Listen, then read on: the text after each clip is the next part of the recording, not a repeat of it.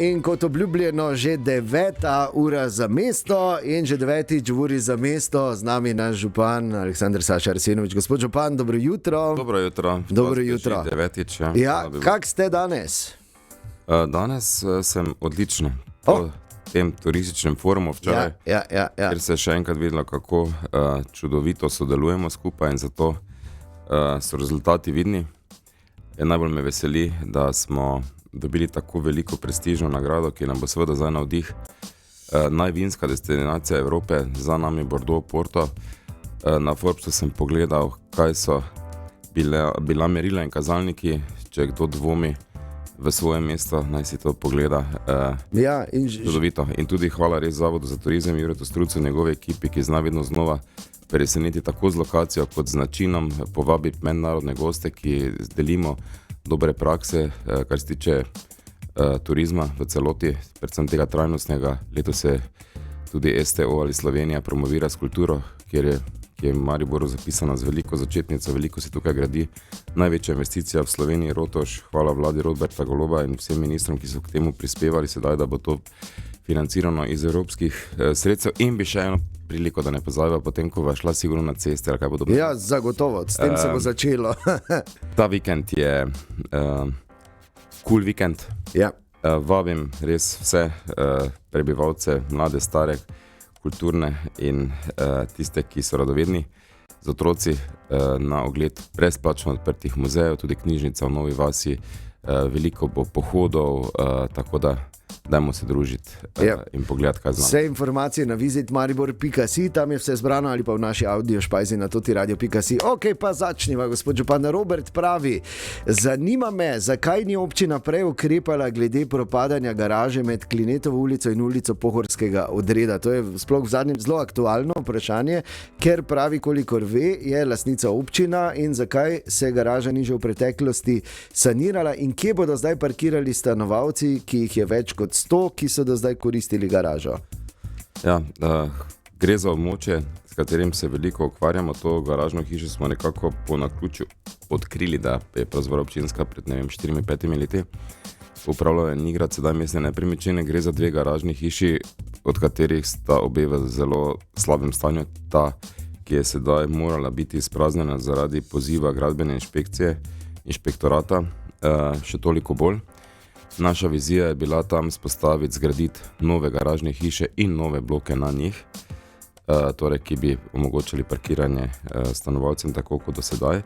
Ta garažna hiša se ni že sedaj ne zaračunavala, ker je bila v preslabem stanju, pač ni bila skozi desetletja vzdrževana in je tam kar precej pravnih sporov, ali je zvetla ali ni zvetla. Bomo videli, kako se bo končalo. Če se bo končalo tako, da bo občinsko, potem bomo prav gotovo vložili denar v to, da bomo zagotavljali še bodoče parkiranje in zgradili nova stanovanja. Me pa veseli, da v tem območju, včeraj smo imeli sestanek predvčerajšnjim glede parka v Pekerskem potoku, ki tam v neposredni bližini bo bistveno boljše. Kar se pa razumem, stanovalce zdaj težava, upam, da se bo nekako znašli, ampak ne moremo reči, da nekaj odpremo, če ne smemo. Torej čakate na vse te papirje. Je pa res, da je to kar, ko praktično čez noč inšpekcija zapre, je potem jasno, da kar takoj stiska. Ne? Glede na pravno stanje, mi nismo mogli pristopiti k sanaciji tega in tudi nismo mogli pristopiti k pridobivanju projektne dokumentacije, da bi lahko zgradili prej omenjeno, in upam, da nekoč tako bo, ker tako bilo prav, ker je škoda tega zemljišča v tako hitro rastočem mestu, da bi ne bilo tudi izkoriščeno, ne? Na najboljši možni način. Druge svebine, okay. Naslednje vprašanje povezano s prometom je tudi ena ta res grozna problematika v našem mestu in to je pomanjkanje parkirišč pri UKC-u, kjer seveda jih manjka tudi za zaposlene. Poznamo ta primer, parkirišče na psihiatriji, vsak ponedeljek sprostile 50 parkirnih kartic, čakajo sredi noči, da si lahko zagotovijo pripet srečnežev vsaj za 1 mesec parkiranje, ostali ne. In vemo, da je to težava, ker tudi ostale garažne hiše niso pravzaprav v naši lasti, ne? Pravkar je v pripravi celostna prometna strategija, ki bo, na podlagi katere bomo lahko še hitreje, še bolje ukrepali. Naj spomnim nekaj, kar se pravzaprav niti ne ve. 1000 novih parkirišč smo spostavili, 1000. plus garažna hiša na Lentu, ki je naša 260, ki seveda deloma rešuje izzive, deloma pa ne. Mesto raste, 4000 nas je več, zato se toliko bolj trudimo, da bi spremenili potovalne navade, da bi čim več ljudi prestopilo na avtobus, šlo peš ali s kolesom, in v celostni prometni strategiji bomo enakovredno obravnavali ne samo, čeprav se imenuje prometna in vsak pomisli na avto, ampak vse oblike mobilnosti, tako peš, tako kolesarke, bomo temu zagotavljali tudi bistveno več denarja v bodoče, kot je to bilo do sedaj. Izjemno pomembno, po 6 letih nam je koncem prejšnjega leta, 25, uspela zamenjava zemljišč z Slovenskimi železnicami in je mestna občina postala lastnica tako imenovanega trikotnika, torej obdajo ga 3 železniške proge v neposredni bližini UKC-ja in pospešeno delamo na tem, da bi tam spostavili parkirišče, ga povezali z javnim potniškim prometom, šatli do tiste osi znanja, ki je tam v neposredni bližini, in mislim, da bomo del problema spet rešili. 200 parkirišč, 250, 300 smo jih zagotovili okoli bolnice, tam na Magdaleni, pri Strojni, tako da vem, da je vedno premalo. Na Hoferju se gradi novih, upam, da 30, na Titovi, tam, kjer je nova avtobusna postaja, zavedamo se tega, zato tako pospešeno tudi na eni strani spreminjamo mobilnostne navade. Hvala vsem, ki hodite peš in prihajate s kolesom, da ni problem še večji, in se vozite z javnim potniškim prometom, tudi tukaj številke rastejo. Hvala Marpromo, šoferjem in vsem, ki se trudijo na tem nivoju. Ampak vseeno ni, mislim, jasno, da je logično, ker je pač pravno, formalno to pač bilo zapeljano pred leti, ampak da s tem bestim parkingom, da se ne komunicira, čeprav bi se verjetno moralo na dnevni bazi. Ste, to sprašuje Tone, kot župan, kadarkoli na odgovornost poklicali nekdanjega direktorja UKC-ja, ki je z bestim parking podpisal to škodljivo pogodbo. Mislim, škodljivo, vsaj. Pogovarjamo se z bestim parkingom. Hvala dr. Flisu, ki je vseeno dosegel sedaj tisti spremenjen prometni režim, ki nekoliko razbremenjuje tiste zamaške. Tudi največja polemika je bila okoli spremenjenih linij avtobusnega prometa, ki smo jih ravno zaradi tega dali stran iz te osi, in da so vedajoče, da bi avtobusi še bolj zamujali, tudi avtobusi, javni potniški promet povzročal še dodatne zamaške. Zato smo sedaj šli s temi istimi na Titova. Je pa pogodba takšna, kot je, bestim parking dobro služi. Jaz samo upam, da ta pogodba bodoče ne bo podaljšana. Gre za stavbno pravico, ki se bo iztekla, mislim, na nekje v 30 letih, torej relativno kmalu, in upam, da bo potem država ali UKC s tem bolje upravlja. Ja, torej to si seveda vsi želimo, ker UKC potrebujemo, žal pač tako je. Marko pravi, da piše v imenu prebivalcev Zrkovc, in sicer ga zanima, zakaj še vedno trenutni vozni red avtobusa ni urejen, čeprav so na to opozarjali šoloobvezni otroci, ki hodijo na osnovno šolo Toneta Čufarja, prispejo le 5 minut pred začetkom pouka, pa tudi avtobusna postaja na Zrkovski je precej nevarna, saj pravzaprav na bankini in označena zgolj z rdečim stebrom. 5 minut pred začetkom pouka se mi zdi čisto v redu, ampak kljub temu, torej ne po, ampak smo predstavili 1.12. Marpano je predstavil ta vozni red iz 7.00 na 6.55, tako da bo otroci za 10 minut pred začetkom pouka. To rešeno. Ampak ja, nekatere avtobusne postaje pa pač enostavno ne gre narediti drugače, če ni prostora. Ne?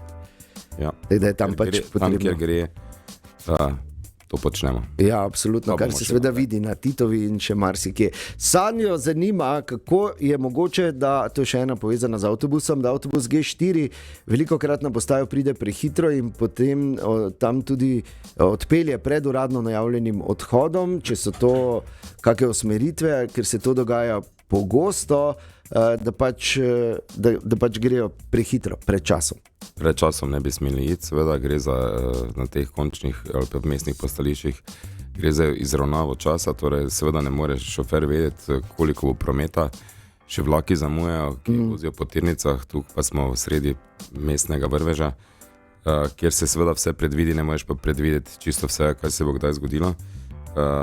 Smo o tem tudi govorili z Marprom, da vsekakor predčasni prehodi do tega ne sme prihajati, točni pa čim bolj seveda. Okay. Blaža zanima stanovanjska problematika, ki pravi, je v mestu vse bolj izrazita. Kaj mesto konkretno počne za zagotavljanje recimo dostopnih najemnih stanovanj za mlade in za mlade družine? Pravi, da je trenutno stanje relativno slabo. Res je, Maribor je spremenil podobo na stanovanjskem trgu. Včasih so bila stanovanja pred par leti še 1000 evrov rabljena, danes so 2,5, nova 3,5 in več. Plače kljub vsem mogočim ukrepom ne gredo tako hitro navzgor, da bi si lahko mladi privoščili stanovanje, zato smo že v prejšnjem mandatu kupovali zemljišča od slabe banke ali Slovenskih železnic po relativno ugodnih cenah, da imamo sedaj zemljišča, kjer lahko sami vplivamo na stanovanjsko gradnjo. Smo edino mesto zaenkrat v Sloveniji, ki mu bo Evropska banka financirala stanovanjsko strategijo. Aha. To je v procesu in upam, da bo EBRD nam financiral tudi en veliki masterplan arhitekturni. Gre za to, da želimo morda ne samo preko JMSS, ampak tudi z podjetjem v občinski lasti zagotavlja dodatna stanovanja, kljub temu, da se zahvaljujem vsem investitorjem, ki se trudijo, da po težkih mukah pridejo do včasih OPPN-ja ali vseh soglasih, predvsem spomeniškega varstva. Približno 500 milijonov investicij na stanovanjski gradnji zaradi ščitenja javnega interesa na področju kulture stoji. Jaz pa mislim, da je javni interes bivanja višji. In upam, da bomo tukaj, tako kot smo na mnogih področjih, našli pametne rešitve, ki bodo seveda ohranjale določene lastnosti mesta, pa vseeno omogočale moderno in funkcionalno novogradnjo in predvsem tudi omogočali v starejših objektih to isto funkcionalno, zato da bodo ti objekti potem ne spet čez par let začeli propadati. Velika prizadevanja na tem koncu, ker sem res vesel, da slovenski kapital čaka na to, da bi lahko gradil stanovanja. Več, ko bo stanovanj, nižja bo cena, jasno. Zato povpraševanje. Tako da se razmišlja v tej smeri. Tako da se samo razmišljam, ampak se zelo, zelo dela tudi v reorganizaciji mestne občine, ki bo kmalu bomo ustanovili bivanjski urad, ki se bo ukvarjal se pravi z vsemi oblikami stanovanj, tako z socialnimi, nizkoprofitnimi, dostopnimi, pa tudi morda tudi bolj ambicioznimi. Se pravi, JMSS pa tudi ima 3 projekte, ki so zelo blizu. Vrbanska, 11 stanovanj, Dvoržakova, upam, da sedaj končno gradbeno je tukaj, in na Korenčanovi. In država bo, upam, še pred volitvami zakopala prvo lopato ali pa temeljni kamen za ogromno investicijo na Pobrežju, 400 novih stanovanj in na Studence so bila narejena. Se pravi, toliko kot se zagradi, se še ni, ampak kot vemo, glede na prihodke in cene in kredite, nikoli dovolj. Je pa še ena stvar, Evropa zagotavlja tudi ogromna sredstva, 270 milijard za stanovanjsko gradnjo, in te evropske banke, ki so financirane od Evropske komisije in gospodarstva, zagotavljajo sedaj bistveno daljše roke odplačevanja in subvencionirane obrestne mere. Tudi vlada Roberta Goloba zagotavlja 100 milijonov tega denarja na leto. Super, je pa res, da je to vedno proces in gradnja traja seveda pač in ko bo, ne? Na prejšnji ali pa na predprejšnji seji mestnega sveta smo potrdili, mislim, 4-5 OPPN-jev, ki bodo skupno dala 300 novih stanovanj. Ok, poslušajte 9. uro za mesto, naš župan je tukaj, odgovarja na vaše vprašanja, nadaljujemo takoj potem.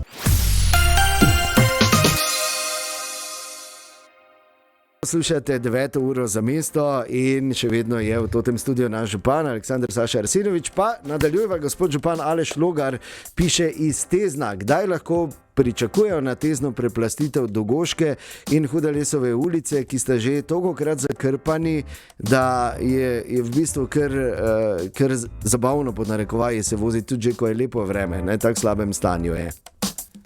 Ja, res je. Sploh, če si predstavljaš, da jih je vedno prišlo najmanj 6, tisti 2 kvadrata zakrpati. Ja, pa potem spet, pa spet, tega za tudi boljše ne igrati, bolj učinkoviti. Ampak, da bom konkreten, v letu 2026 ta ulica v planu. torej v tistem masterplanu usklajenem, kjer pač več ne preskakujemo, ampak smo uskladili z vsemi predsedniki mestnih četrtin kreditnih skupnosti glede na obrabo cestišča, frekvenco in vse, kar smo pri tem upoštevali. Upam, da bomo sedaj glede na lansko dobro realizacijo tudi prihodkovne strani, ki je bila rekordna 180 milijonov, zagotovili še dodatna sredstva. Nekaj smo jih že lani, zaradi, ko smo realizirali Farmadent prodajo. Je pa seveda tako, da to so še vedno ceste, po katerih lahko prijemo iz točke A do B. Imamo pa mnogo stvari, ki jih sploh nismo imeli, kot naprimer, ne vem, atletsko dvorano ali pa da ne naštevam zdravstvenih domov in ne vem kaj vse. In ko je bilo treba v proračunu izenačiti prihodke z odhodki, smo seveda dali denar v tiste projekte, kjer nam je država ali Evropa to sofinancirala, kot pa da bi denar trošili za ceste. Vem pa, da seveda je to velik problem sedaj in ga že pospešeno rešujemo. Poslušalec Aleš tudi izpostavlja težavo območja tam od Dogoške ceste po ulici Kregujeških žrtev do doma starostnikov od zadaj, kjer je cona 30, pa marsikdo to izkoristi za bližnjico, sploh v konicah, in se nihče načeloma ne drži te omejitve. Seveda gre za kulturo voznikov, ampak kako to kontrolirati, narediti, da se bo vse dalo, s kakimi fizičnimi preprekami ali kako drugače? Celostna prometna strategija bo dala možnosti reševanja bolj celovitega strateškega tudi takih izzivov. Me pa veseli, da je sedaj hitrost v mestu bistveno manjša.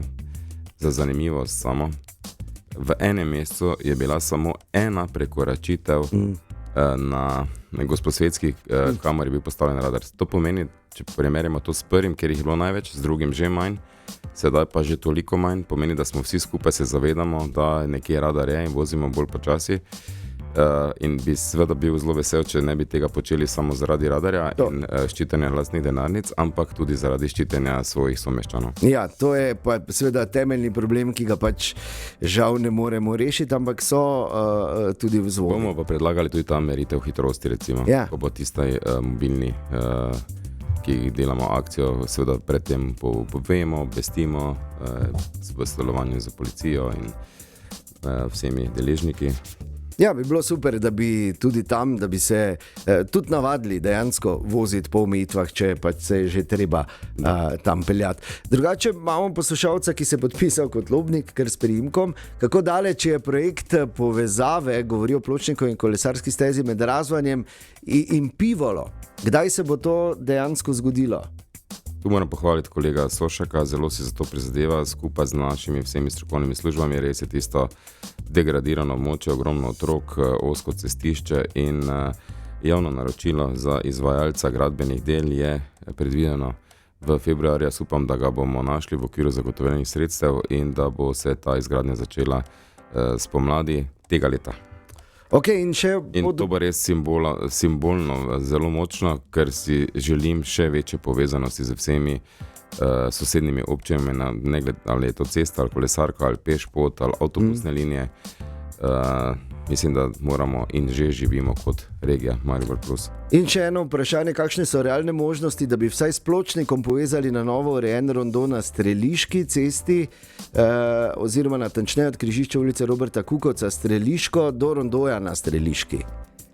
To je že v delu, potrebni bodo pa odkupi, upam, da ne razlastitve pri prevelikih apetitih lastnikov zemljišč, ki zato potrebujemo. Občina še zaenkrat ni lastnica in ne more tega narediti. Si pa prizadevamo, da bi prišli do fair odkupov. Petra sprašuje, vsako leto želim donirati 1% svojih sredstev iz dohodnine za zavetišče za živali, pa na seznamu Mariborskega zavetišča za živali ni. Ja, ker je pod podjetjem Snaga, torej donira lahko Snagi in bomo poskušali nekaj takega narediti, da bi tisti, ki donirajo Snagi in želijo v resnici donirati zavetišču, lahko to pripisali, da bi se vozil en ločen račun. Hvala za to spodbudo. Bomo probali to rešiti. Ok, super. A ne sprašuje, ali se bo v kratkem začelo kaj graditi v luknji na Ruški cesti, tisti legendarni Maksovi luknji, ali je ta breg oziroma del mesta pozabljen in namenjen samo novogradnjam? Ne, nasprotno, ni pozabljen, ta luknja Maksova je menjala že veliko lastnikov. Trenutno je lastnik Pomgrad, s katerimi smo zelo dosti usklajevali tudi z Ministrstvom za kulturo in je tam mogoče graditi in jaz si res zelo želim, da bi ta projekt, ki je bil čudovito zastavljen, tudi bil čim prej zgrajen. Verjamem, da Pomgrad to zmore, da je trg tako zanimiv sedaj, volatilen, da bodo tam prodali stanovanja in tam je bila še ena vsebina, ki je bila všeč, ki je bila vezana na medicinsko pooskrbo v neposredni bližini UKC. Tako da zelo upam, da bo šlo to naprej, se pa tam en objekt bo gradil, če bo spomeniško dalo končno kljukico in me veseli ta želja, da se na desnem bregu sedaj urejeni Dravski promenadi na tem delu. Projekt med Spavarsko in Slovensko Brvjo je tudi že skoraj v teku, pa da bomo pričeli z deli in da bomo tam razširili, enako kot smo pod medicinsko fakulteto, kar bo seveda dalo osnovno infrastrukturo stika teh stanovanj z našo mogočno reko Dravo. Jana piše, da jo zanima, zakaj so mariborski rondoji večji del leta videti precej zanemarjeni. Lepo je, da niso povsem zabetonirani, ampak če se že zasadijo rastline, zakaj se ne vzdržujejo redno? Zdaj bi jaz lahko rekel, da je to zaradi čebel, ne, pa ne bom. Malo seveda tega je. Treba počakati, da se odsveti in da medovite rastline, ja. Tako živali lahko svoje naredijo.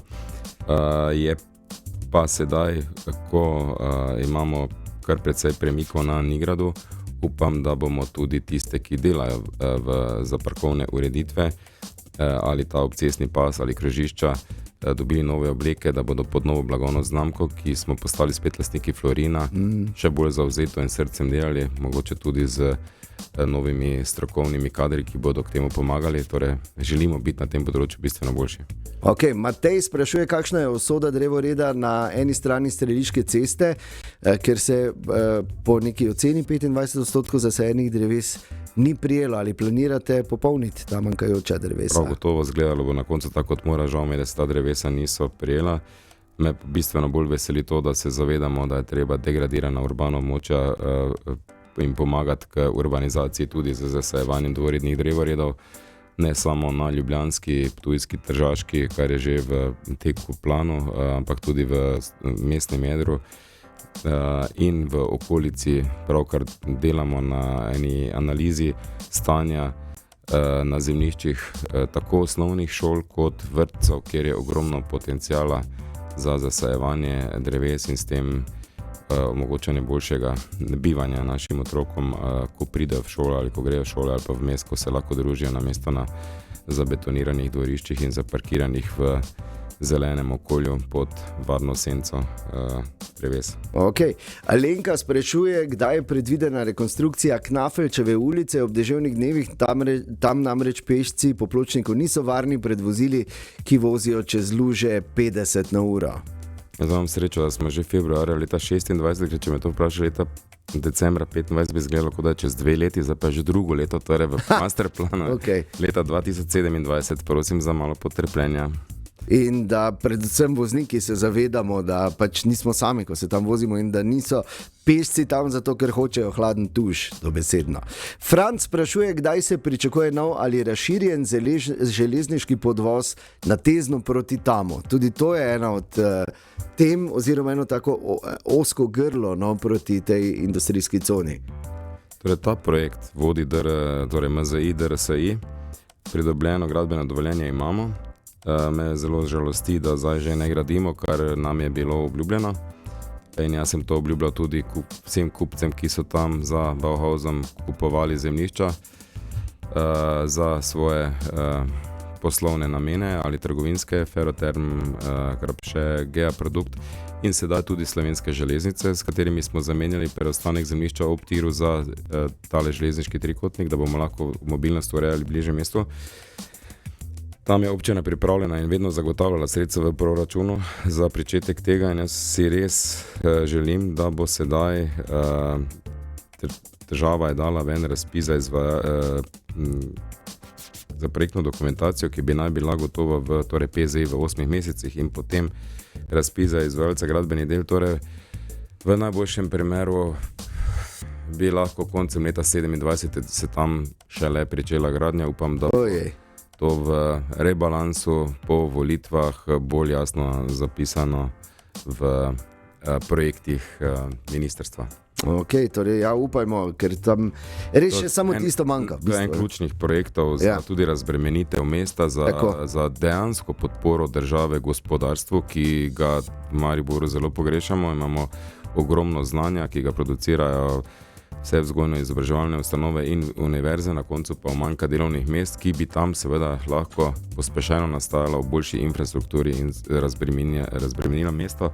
Gre pa za en čudovit projekt, malo bi ga rad vseeno opisal. Ja. Približno 500 metrov nove ceste, da ne bomo več ostali tam po dežju z avti, se vemo kje. Nova železniška postaja, ki bo omogočila tudi dostope v to cono, tako cono Tezno z vlakom in v ta del proti temu trgovskemu delu. Novo avtobusno postajališče, 52 parkirnih mest za avtomobile, tudi za seveda gibalno ovirane, kolesarnica, se pravi gre za eno ne samo podvoz, ampak celotno ureditev infrastrukturno z vsem, kar ta del mesta potrebuje za nadaljni razvoj. Tako da je en infrastrukturni hub, v bistvu se bo tam delal. Tako. Tomaž sprašuje, zanima ga, kaj lahko naredi občina, da se nogometna reprezentanca vrne vsaj s kako prijateljsko tekmo v mesto in kdaj bo prenova strehe Ljudskega vrta.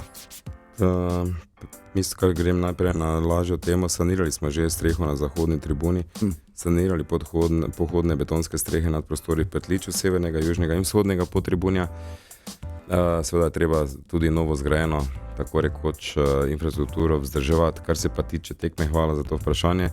Zelo dosti si prizadevam z predsednikom Nogometne zveze, ker nam je bilo obljubljeno, preden smo šli v 12-milijonsko investicijo za zaključek stadiona za zahodno tribuno in vsem, kar se tam še počne, da bomo potem lahko po pravilih UEFA tam tudi gostili še naprej tekme nogometne reprezentance, ki so bile prej že v Mariboru, kjer je bilo čudovito vzdušje in tudi rezultati so bili odlični.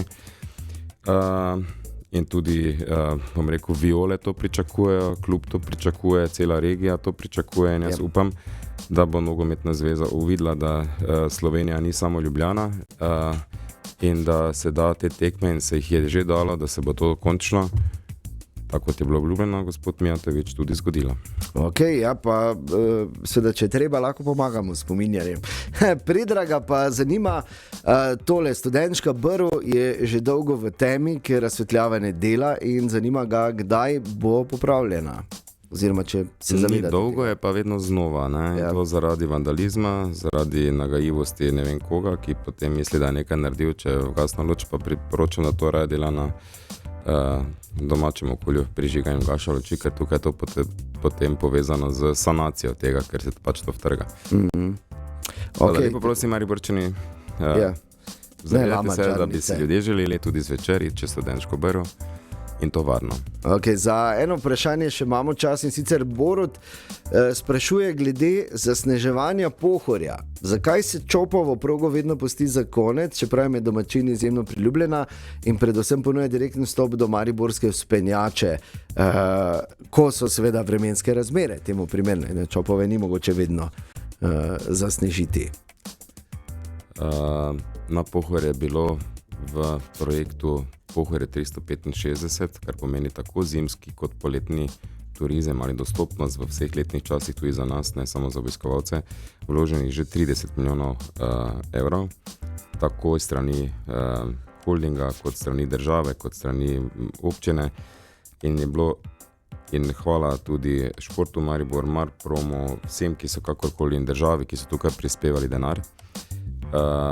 Pospešeno delamo tudi zadnji rebalans proračuna, mogoče 800 tisoč evrov za dodatne topove in za dodatna zajetja za vode in to gremo zdaj ponovno početi, ker imamo zelo kratko okno, ko je temperatura -2,5 stopinji, včasih so bile vsaj noči bolj hladne in se je lahko potem to premikalo, zdaj pa se vidimo, da bo treba izkoristiti tistih par noči na enkrat zasnežiti, se pravi, manjka nam potrebna infrastruktura, ampak trenutno sva Čopova dela, če ne bo dež odneslo, mislim je delala, tudi nočno smuko imamo in trenutno ima Maribor res srečo, da smo dobili toliko snega in delujemo na Pohorju spet povezani z Arehom, in je to ena čudovita turistična pravljica in glede na to, da še nekaj snega pride, vabim vse, da greste na Pohorje in uživate sneg. In apropo Pohorje, dve vprašanji nepovezani, koliko smučarskih dni imate vi letos? Na Pohorju 3, pa 3 izven Pohorja. Okay, pa kolena me boli, tako da je to vredno. In še eno vprašanje, tudi tako nepovezano za zaključek, tam je ena zanimiva atrakcija na Pohorju, ti trikolesniki, ko se lahko pač dol preganjate. Ja. Pa Fun Park je novi na Žigartu. Smo testirali to že? Ne še, ker sem bil nekoč poreden, pa sem se vozil 4 kolesnikom, pa sem mi, pa me to zaminilo zaradi boljše osveščenosti. Pozivam vse, da se tega ne gredo, ker je treba vseeno paziti, da živali tukaj mirno spijo, tako kot mi doma. Yep. Bom pa probal ta 3 kolesnik. No, super. Gospod župan, hvala lepa za vaš čas in za vse odgovore. Prihodnja ura za mesto pa že v mesecu. Jaz nekaj dodam. Ja, prosim, izvolite. Ker smo imeli v olimpijskem mestu Maribor, del olimpijske družine od OFEM-a dalje, in to zelo spoštovan in ugleden del. Hvala vsem takrat, leta 23. Smo imeli sedaj baklo olimpijsko promocijo starih olimpijcev. Hvala Kati Koren, leta 94 je osvojila bronasto medaljo. Upam, da bo za to uspelo tudi Niki Tomšič ali Ilki Štuhec ali kar obema. Držimo pesti, navijemo za naše še vedno lisice in upam, da se tudi brand Zlata lisica v neki obliki vrne v Maribor. Ok, pa slovensko olimpijsko baklo ste tudi vi nesli tam malo, ne? Malo sem lahko, ja. Bil deležen te časti, ja, mi to je dosti pomeni za radi športa kot takega, ki je ni samo tekmovalnost, ampak je neki način življenja, ki te nauči ciljno razmišljati in predvsem stati po porazu. In mogoče še to, ker vemo, da je tenis vaš šport, ste navdušeni nad mladim Šeškom, ki je kot prvi Slovenec osvojil sicer mladinski Australian Open, pa vendar? Ja, neverjetno, vsaka čast, očitno ima fant glavo na pravem mestu, ker zmaga toliko tekm zaporedoma, tudi če si tehnično in fizično dober, predvsem zato, da je zelo hitro v zadnjem času zrasel, je odlična. Upam, da spodbuda tudi drugim, glede na to, da Slovencem individualni športi načeloma dobro gredo, čakamo, da bi se malo več stvari poklopilo in da bi po zgledu recimo Italije, ki so v zadnjem času neverjetni, tudi tukaj val mladih šel v pravo smer. Klubi vedno boljše, odlično delajo. Tenis Slovenija organizira toliko turnirjev. V mojih časih si zapravo za to celo premoženje, ki ga ni bilo in nismo mogli sploh igrati teh svetovnih turnirjev, razen Istri, Bolgariji. Danes pa je ogromno turnirjev tukaj, ki ti omogočajo stik z najboljšimi in s tem tudi napredovanje. Tako da upam, da bo tudi zaradi Šeška, bravo, šlo bolje tudi drugim tenisačem. In tenisačem v Mariboru, jasno. Da. Gospod župan, hvala lepa za vaš čas, lep dan, želimo lep vikend. Hvala lepa tudi vam.